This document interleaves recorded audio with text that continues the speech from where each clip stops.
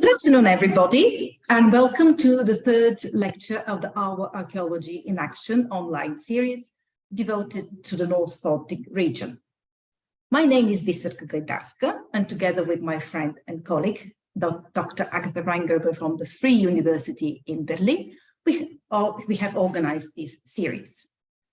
It is also a great pleasure to introduce today's speaker, Professor Tim Taylor, my friend and colleague from Bratislava, via the UK. Tim was born in Norfolk in the 1960s and studied for a master's at the University of Cambridge before researching for a doctorate on Scythian decorated metalwork at Oxford with Professors Cunliffe and Sherrod.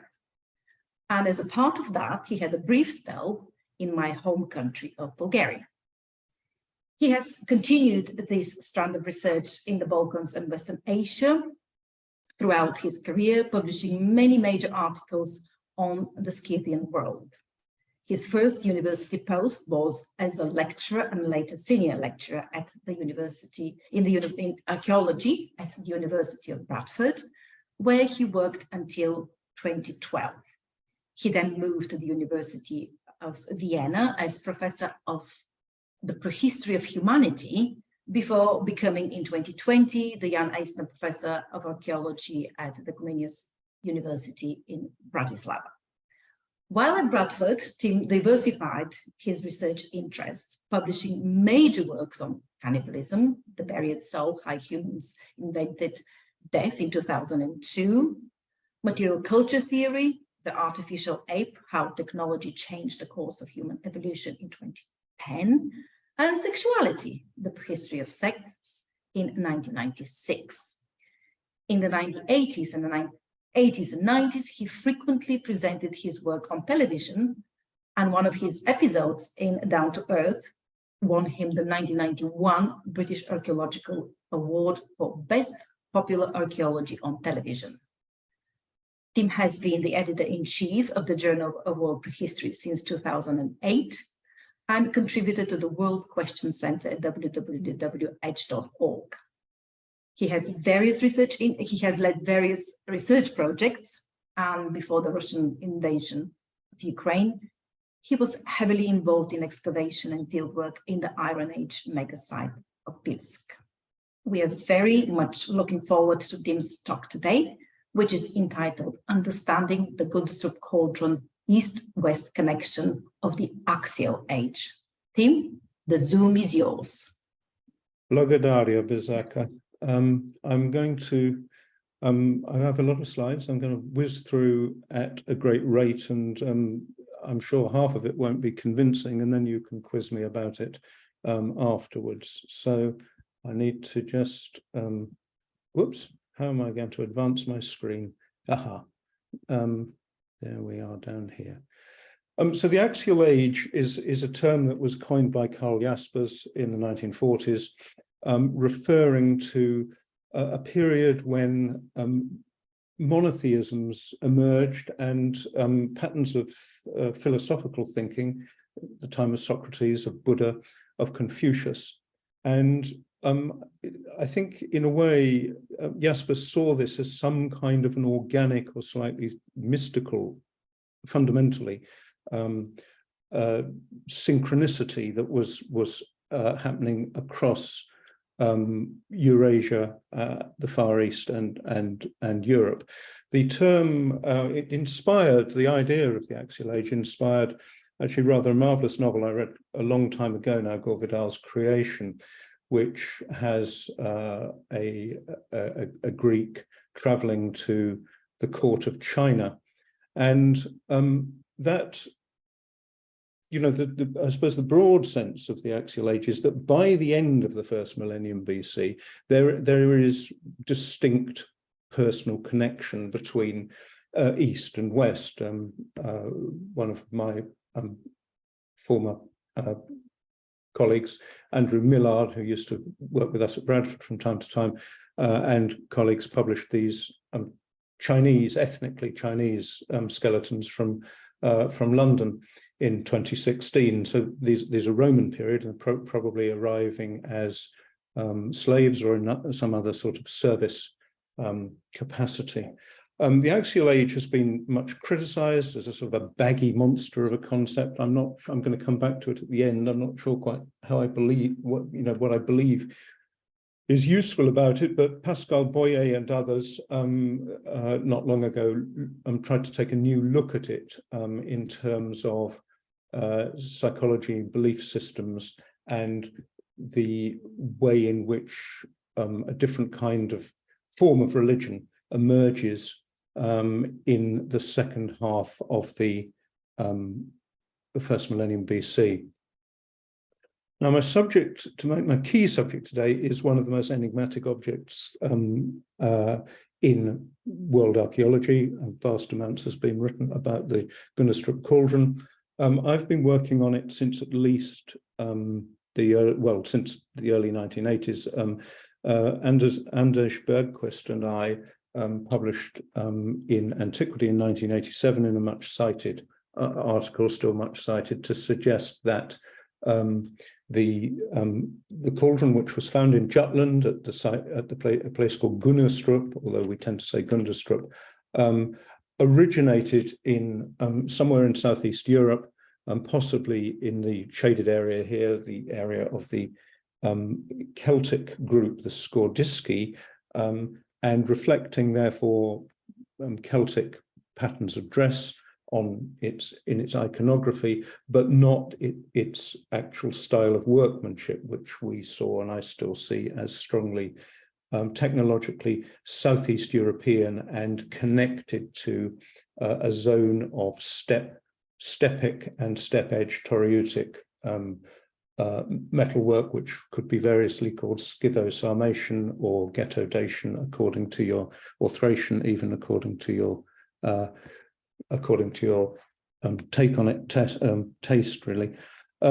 The classic figure, I suppose the most important figure on the cauldron, or the most famous, is this so-called Canonus, using the Celtic word for the horned god, and I will talk about that a little later. But what is clear to anyone looking at the plates of the cauldron, it has 5 decorated inner plates and 7 outer plates, is that there is some sort of narrative story. I think there's no doubt that this is an iconography which has an iconology, but the iconology needs to be uncovered.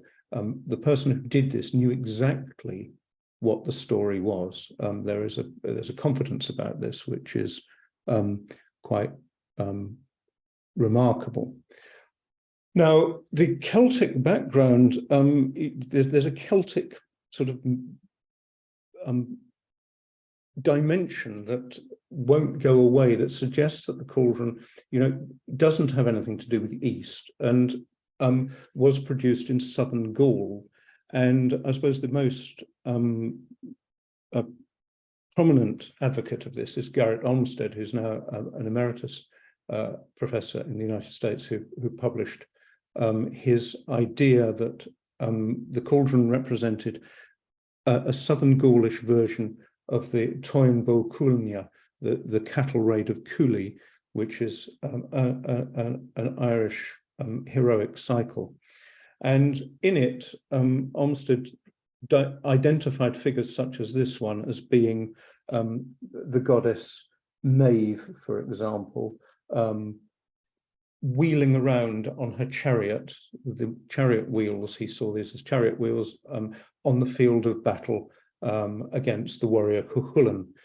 And to the objection that might have been raised, because it's rather a good one, of why is she flanked by what appear to be elephants, albeit very badly drawn elephants, Olmsted said, well, if it's southern Gaulish, then there would have been a familiarity with elephant iconography, for example, in the coinages of the Carthaginians. These are some Sicilian coinages from around the period that Gundestrup was probably made, or the dating of the cauldron is in doubt. I won't go into too much into its fine spot, but we could broadly say it was created around 150 BC. I'm going to say that. We could maybe debate that later. Now, unfortunately, Olmsted who's emeritus at Cornell, has sees things that other people don't. And although I'm going to be quite generous at the end about his theory of the Toynbee-Kulnia, which I used to think was completely rubbish, but actually I now think that he's got something in it. He's rather spoilt things in the last few months by publishing on Academia Edu, taking the Chiemsee Cauldron seriously. This is something that was dredged out of the Chiemsee in the pre-alpine region by a diver a few years ago, I think 2000 and was it 2001? I can't remember now.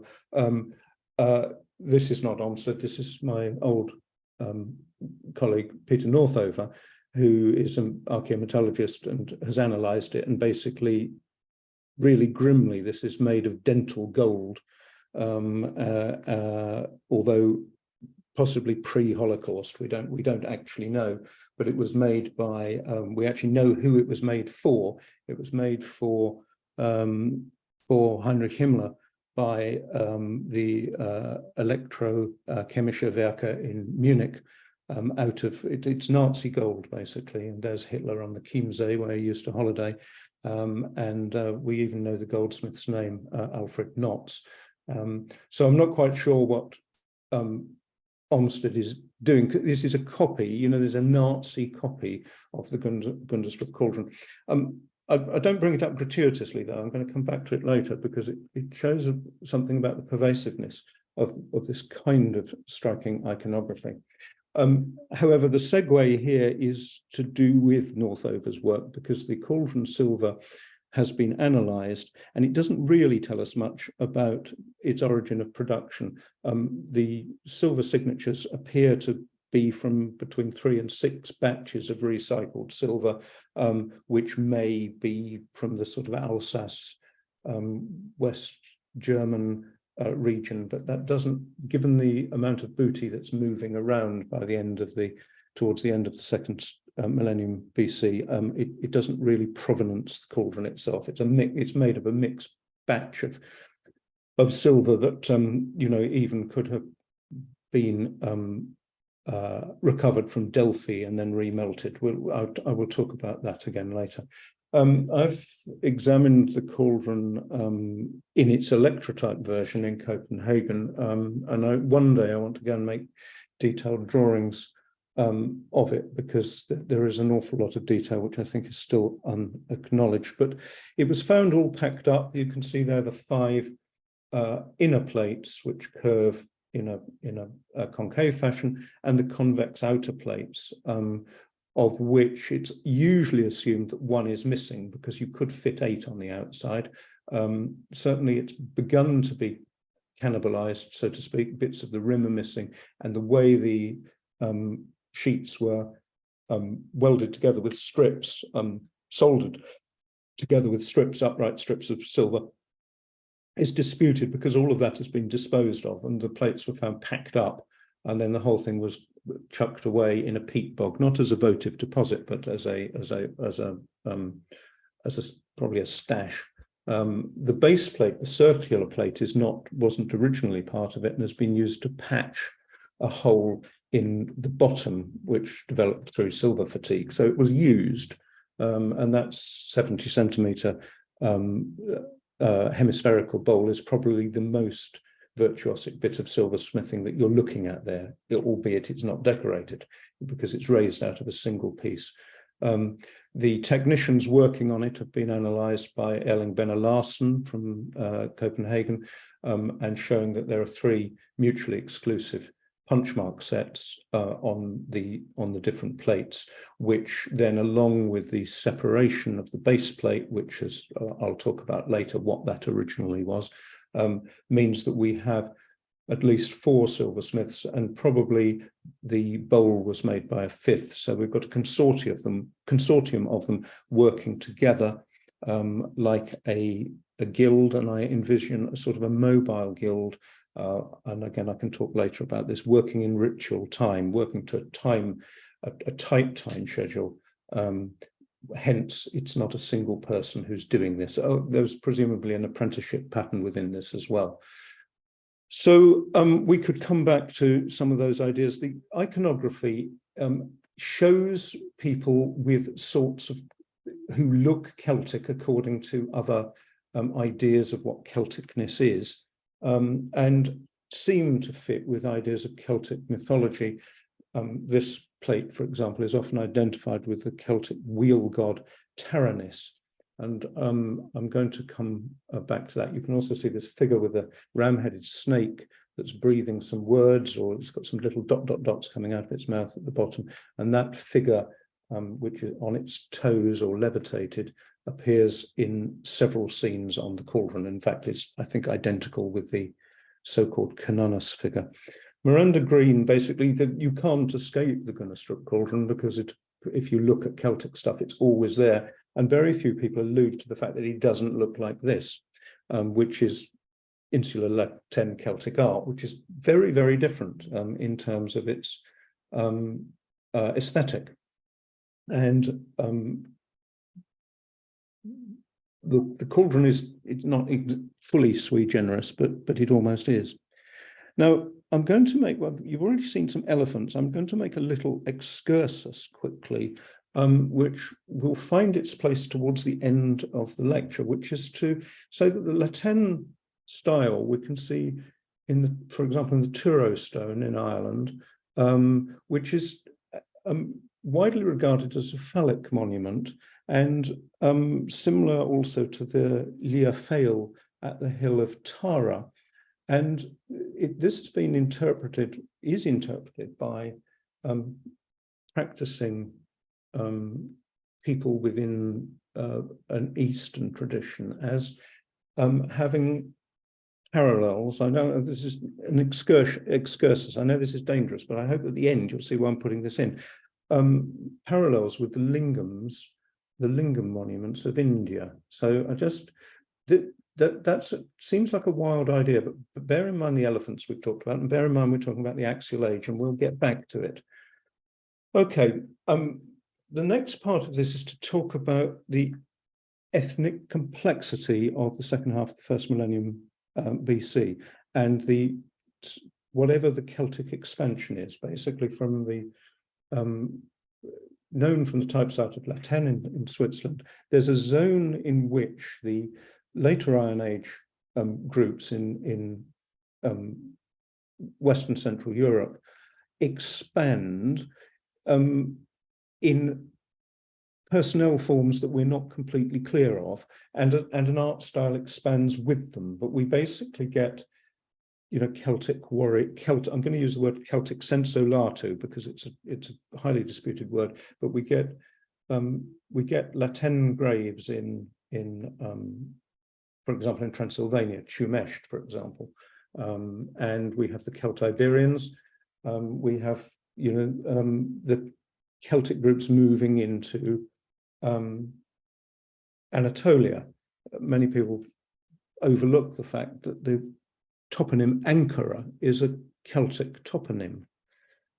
Now, again, some time ago, I'm beginning to sort of feel my age, 2004, I was asked by John O'Nyans to try to graph in 2 maps prehistoric European art from 500 BC to AD 400 in the Macmillan Dictionary of Art, which is a completely impossible task, but it was kind of fun to realize how impossible it was. And I produced these 2 maps, one of them broadly showing the Latin expansions and the Etrusco-Italic and Celtic vessels, and you can see that those come through Galatia and come up into, through the work of Michael Treisler, we know very well that they're in the Koban and the lower Donbass, for example.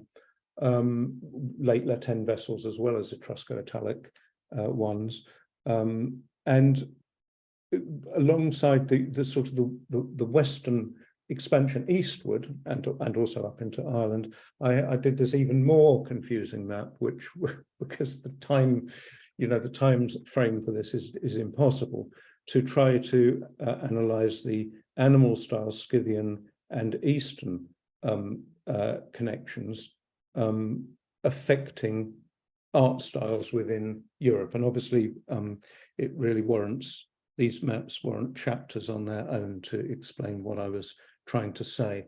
But I suppose to cut to something that looks a little simpler, this is another map that I produced for Barry Cunliffe, as Zerka alluded to my time at Oxford. Well, I should correct you, my PhD is from Bradford on publications, because Barry got me to publish so much on my Scythian, my Thracian and Scythian research, that I ran out of new stuff for the DPhil and then got the lectureship. So I'm a proud Bradford PhD rather than an Oxford DPhil. But for his Oxford Illustrated Prehistory of Europe, I produced a graphic of what I take to be Herodotus's understanding of the Eurasian world, or the world effectively for Herodotus, in around 450 BC. And he's got a conception where probably China is understood as the area of the Hyperboreans. He understands the Arctic area, the area of the 6-month sleepers. He knows that there's Britain, the Cassiterides, the Tin Islands. He knows that the Keltoi are somewhere at the sources of the Rhine and the Danube. He says over towards Pirene, which is, he thinks of as a city rather than a mountain range. And he talks about the populousness of India, for example.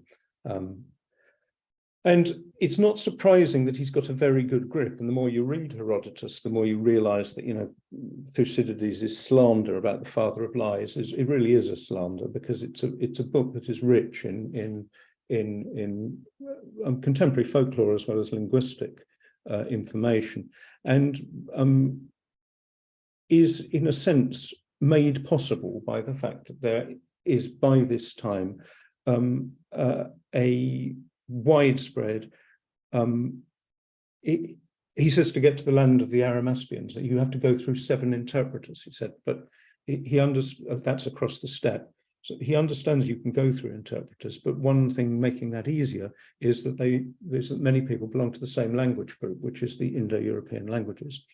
And of course, it is in fact to Indo-European mythology that Garrett Olmsted makes his appeal when he connects the cauldron to the Toynbee Kulnya,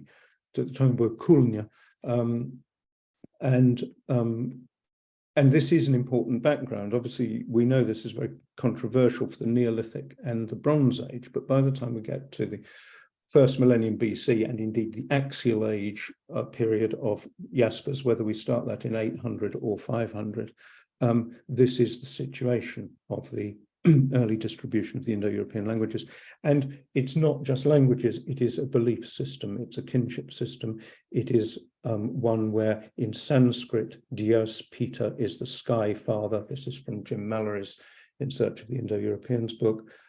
Greek, Jou Pater, Latin, Jupiter, and there is the Proto-Indo-European reconstruction at the bottom, Dios Peter, the father of the sky.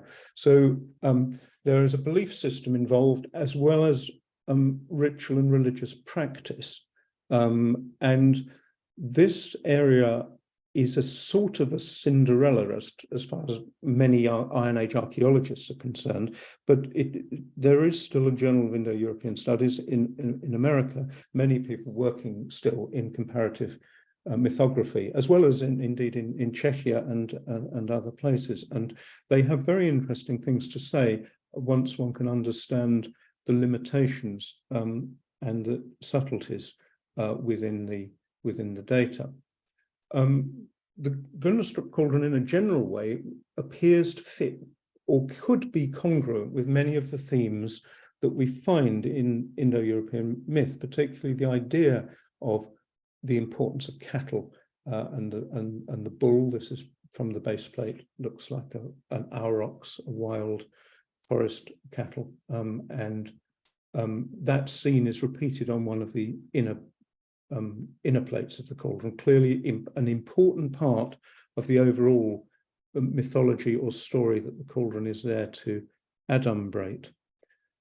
So if we come now to what Bergquist and I said back in '87, we positioned the cauldron in Southeastern Europe because we saw that it came out of a tradition of broadly Thracian Tauriutic metalwork, influenced, of course, by Achaemenid stuff, influenced by Scythian metalwork too. But this was a fusion style. I did my original undergraduate dissertation with Ian Hodder in Cambridge on this, and John Alexander, the Thracogetic gold and silver work, or Tauriutic, of circa 350 BC.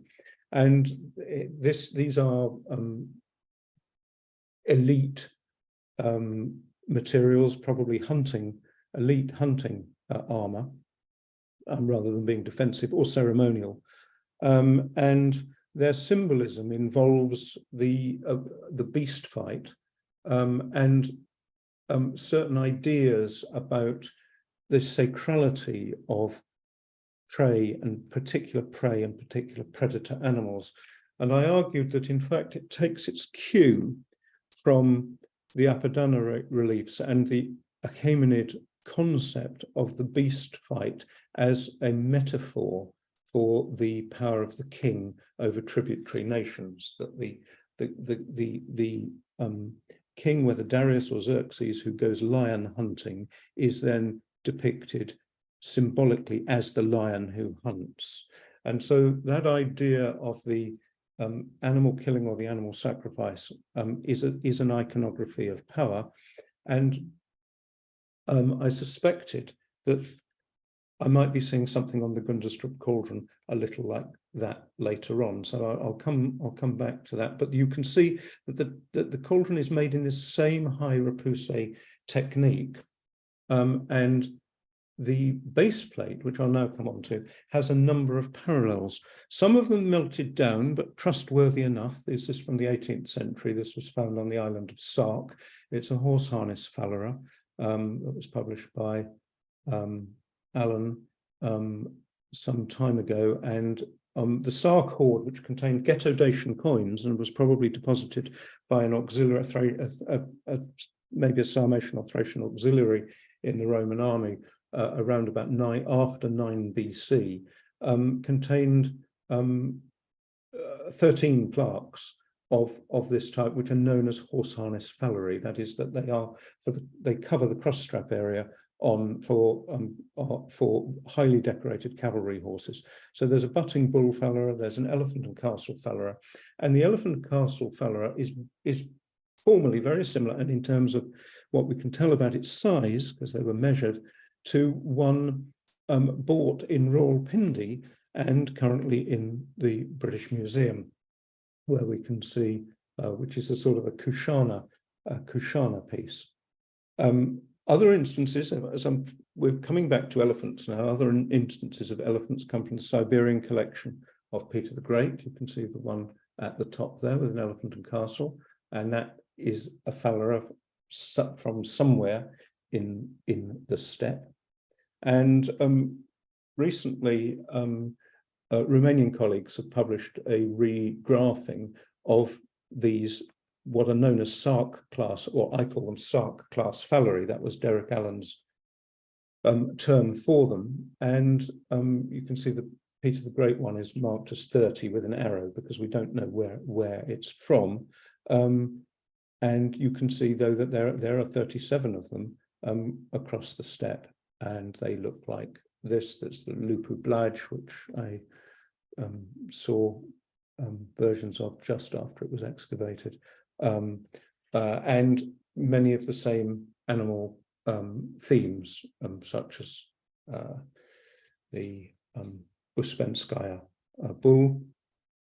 And in the second publication I made on Gundestrup, and it's about time I did a new one, but I've just got too much data. It's got book length, and that's the problem. This was in Scientific American sole author publication in 1992, where I didn't have all of the data that Sirviu and Barker had, but I put in some indicative Scytho-Sarmatian and Thracian phallerae, but along with the ones that they have overlooked, the two in the British Museum from Rawalpindi, and there you can see the ones over in Sark. There are others, of course, as well, from a Roman auxiliary encampment, Helden in the Netherlands, from Oberaden, from a Roman context, probably cavalry auxiliaries in the Roman army taking those to the west. And there's the one from Gundestrup at the top that's patching in. Now, having kind of softened you up with luck, I'm just looking to see where I am. There we are. Yeah, having softened you up, I want to come round to why I got into a lot of trouble with the Scientific American article, is because I basically contradicted the ghoulish view that the elephants were anything to do with Hannibal at all, and suggested that, albeit badly drawn and running through a whole series, if you like, of Chinese whispers, so that the tusks appear on one side of the thing, and the hat has become an ear, and the ear has become the shoulder, and the trunk is misunderstood. Nevertheless, we're looking at something that is iconic and well known, which is the lustration of the Hindu goddess of good fortune, Sri Lakshmi. Now, I think many colleagues thought that you may be thinking this yourself, that I'd parted company with rationality in suggesting that, because how could a predominantly Indian subcontinent theme end up in Denmark? Well, I've been trying to really document that a bit more carefully ever since, and there are a number of ways in which we can do it, and the most important way is not really to look at comparative mythology or Indo-European myth, or make some bold claims for direct international contacts in terms of the same meanings, but to see how people moved and how they were moving and what the formats of movement were. One of the cauldron plates shows these figures, the carnix blowers, blowing the Celtic war trumpet, or carnix, as part of a ceremonial procession, which, if we have time in the discussion, I might provide an exegesis of that, of what this is all about, but I suspect we won't have time. But you can see these carnix blowers bringing up the rear of a procession, which is being led off above them by the ram-headed snake. And carnices are the classic Latin Celtic war trumpet. There's the one from Baseplate in Scotland. It's a recently discovered one from Brittany in France. And here they are at the bottom of a depiction of the inauguration of a stupa. You can see this is actually one of the gateposts, which self-referentially shows a gatepost with the stupa behind it, and as is actually part of the stupa of Sanchi, founded by Ashoka the Great.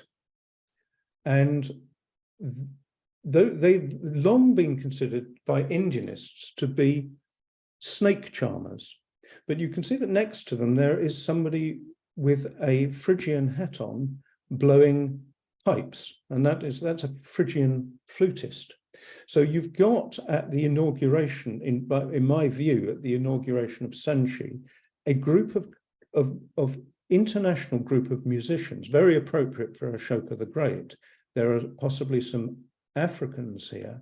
I'm not going to go into all of this, but this is similar in some ways in its concept to what the Archimenid were doing on the Apadana reliefs, in showing a claim to global empire.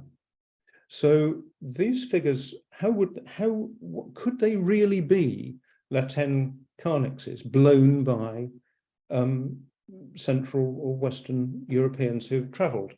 Well, you can see that in the map that I produced for Onions, I've got, you can see up in the top of the procession, top left, you can see a rider wearing a bird-crested helmet.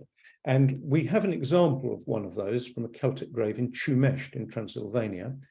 And it dates to a little before the time that the Celtic kingdom of Thesis was established on the Danube.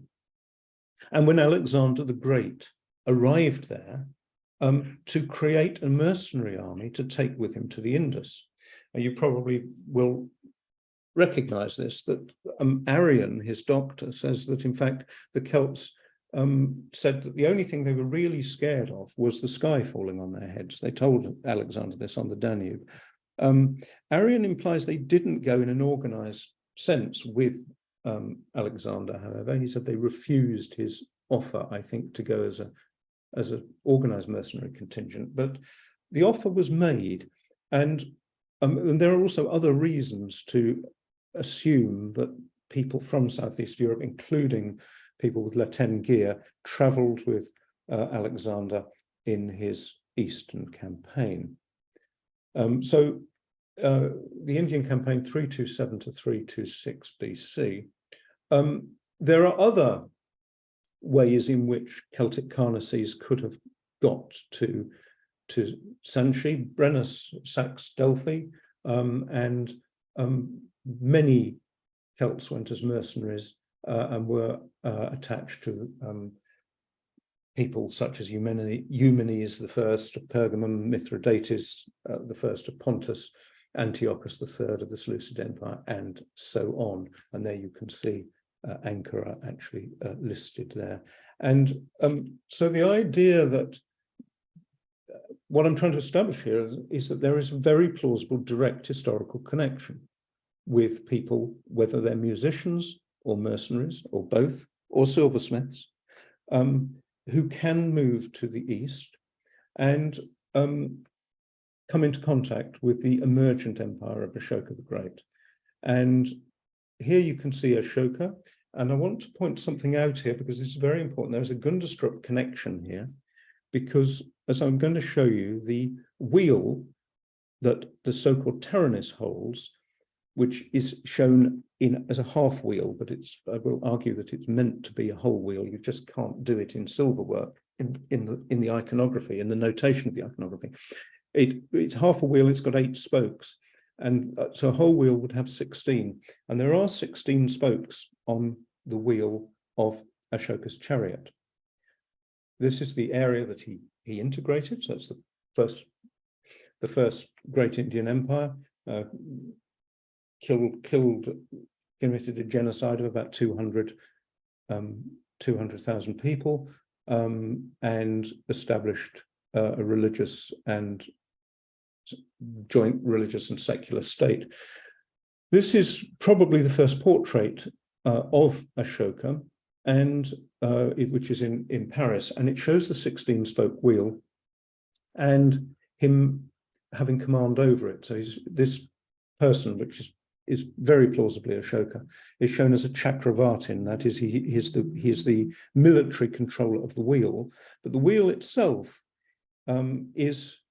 is effectively a sign of Dharma Chakra, which comes straight out of the teachings of Gautama Buddha. And the 16, you probably, as you know today, in the flag of India, the wheel has 24 spokes, which are to do with 24 edicts. But that develops later, towards the end of the reign of Ashoka. And at the beginning, we probably begin with the 16 bodhisattva precepts, which I've listed here. The 10 grave precepts, the 3 treasures or refuges, and the 3 pure precepts. And that's why the number 16 is important.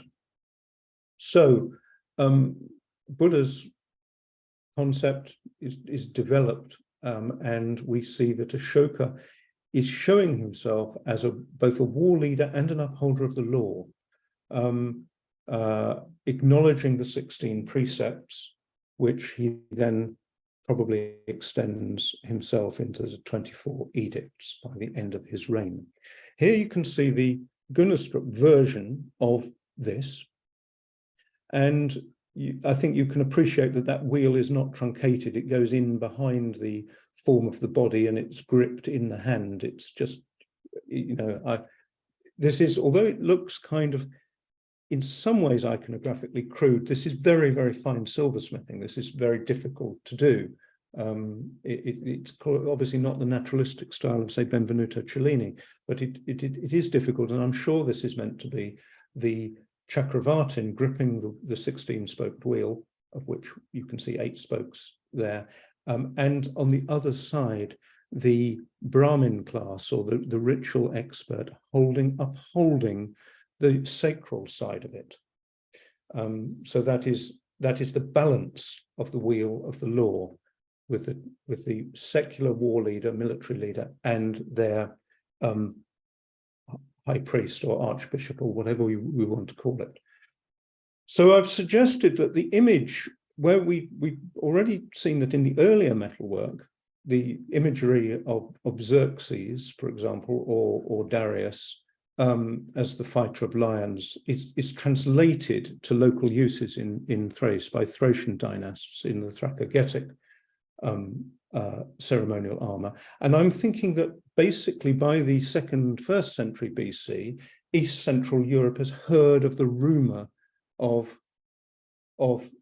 Ashoka the Great, and that he is, in a sense, the Rambo, he's the big man, he is the person that you model yourself on in your own iconography of power. So that then is the interpretation.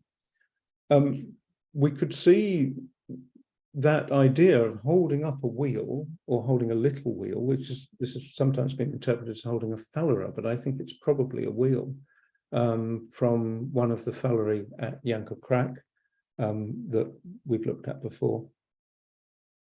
And I'm now going to come back. I said I would come back to the ridiculous piece of Nazi gold from Chiemsee. And I'm going to do this, and I'm going to show you one of the riskiest slides I've ever made, I think, in a minute.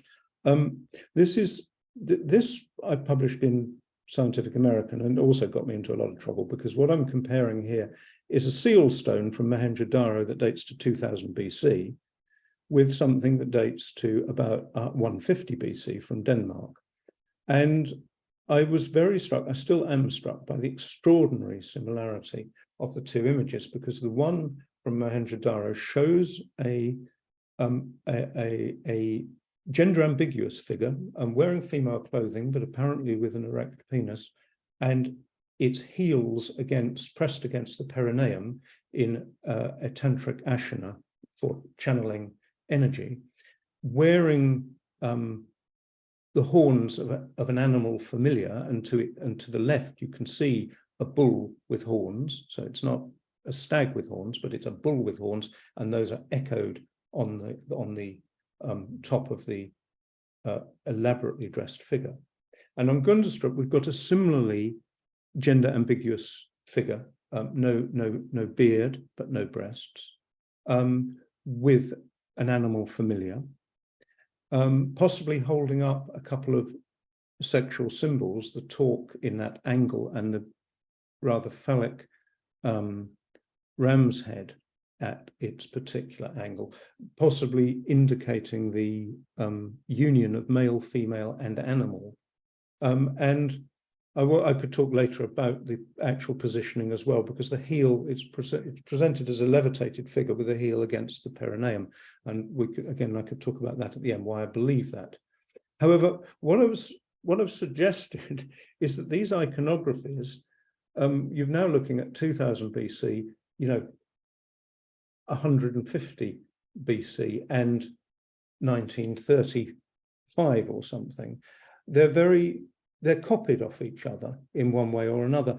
And the idea that Gundestrup couldn't have taken its cue from Bronze Age seal stones from Mohenjodaro, when Alexander actually went to Mohenjodaro, or from the Taxila, he's a stone's throw. They basically I imagine mercenaries putting little things in their pockets, being sold little things, and thinking, well, that's a nice piece of iconography.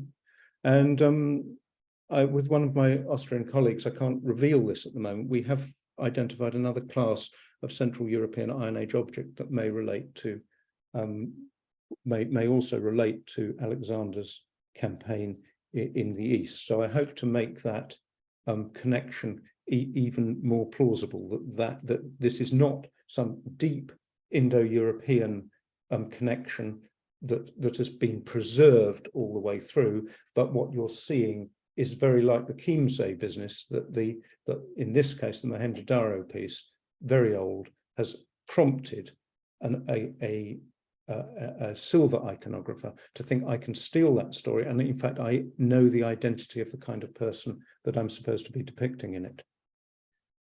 Okay, so these were the sorts of parallels that I made in the Siam piece, in which I showed on the left the congruence with Sri Lakshmi. In the middle, I was actually looking at Vishnu at that point. Who is a Chakravartin, but I hadn't thought about the specific character of Ashoka the Great.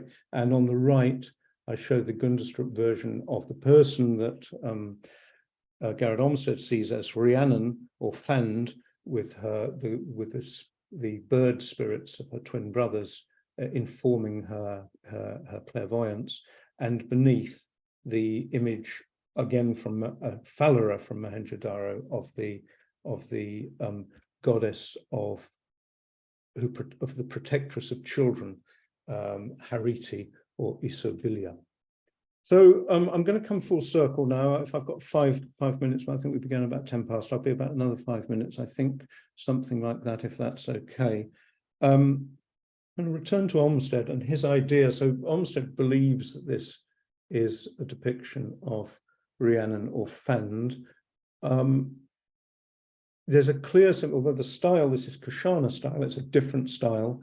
This is the hair in braids, it's being braided here. The children who surround her, which are the little figures, she's an ogress originally, who then becomes the protectress of children, and the twin birds are all shared. And we see that again on a Phalera, smack in the middle of those two, of the distribution, from Galice in Bulgaria. This is a 1st century BC Phalera.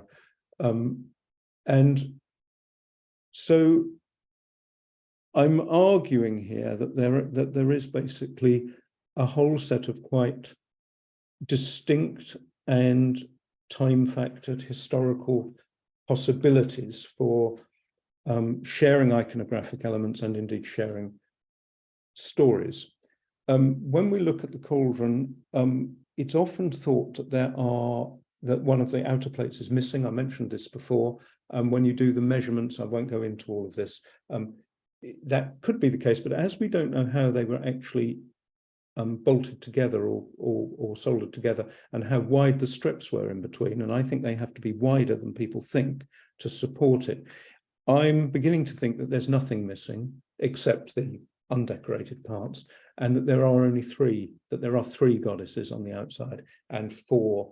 So I think we've got 5 plates in the middle. I think we've got 3 goddesses on the outside, 4 gods, male gods, and 5 plates on the inside. And I think that's a magical sequence. So I'm beginning to think that we may be looking at sovereignty goddesses, and I'm coming back to the idea that there may be something to be said for looking at the Toyn and indeed the Mabinogion in order to attempt to identify later versions possibly, or segues from the personae who were clearly understood by whoever made this and who lie behind it. So finally, I think almost finally, I want to return to India and the Axial Age and Gore Vidal's idea that slaves were moving around, traders were moving around, art was moving around, people were bringing people presents. I often think, when I think of Gundestrup in a way, of Pink Floyd live at Pompeii, you know, the Celtic barbarians coming to the classical world, the Carnix blowers coming to the court of King Ashoka, or my old friend from many years back, Justin Adams, who collects music from all around the world. It's archaeologically invisible. Well, obviously not because it's on CDs now, but the transmission of ideas and concepts must be as much in this period through songs, through dances, through stories, through beliefs as anything else. So we basically just got a tip of an iceberg showing through in the material remains. And I think there is a complex cosmology lying behind the Gundestrup Cauldron, and it's one which can only really be understood by reference to some version of Jaspers' Axial Age, though not maybe in the way he imagined it, because I think that the real-time connections are there. Yes, there's an Indo-European substrate which allows that to happen, but then there are very proximal, very specific individual journeys and stories which link the whole thing up, which involves both the steppe and the more southerly, what later becomes the more southerly Silk Road. And I'm going to end pretty much there, but if anyone, I've got two slides at the end, well, I've got one slide at the end, in fact, where I could explain a little bit of the cosmology here, but I think that we are looking at this plate in particular embodies bodhisattva concepts of tantric yoga. And I think we have to accept the idea that that may have informed things like Druidism, that the reincarnation views of the Druids are in fact pretty much the same as those of Pythagoras, which are the same as those in Indian belief system, and that we have the emergence also of very specific religious practitioners and the beginning of the development of the separation of church and state. I think I'll leave it there. I've probably shocked you enough. All right, thank you. Just stop recording. Thank you very much, team, for this. Well, where do we start? So thank you very much. I want to put my camera, just give me a second.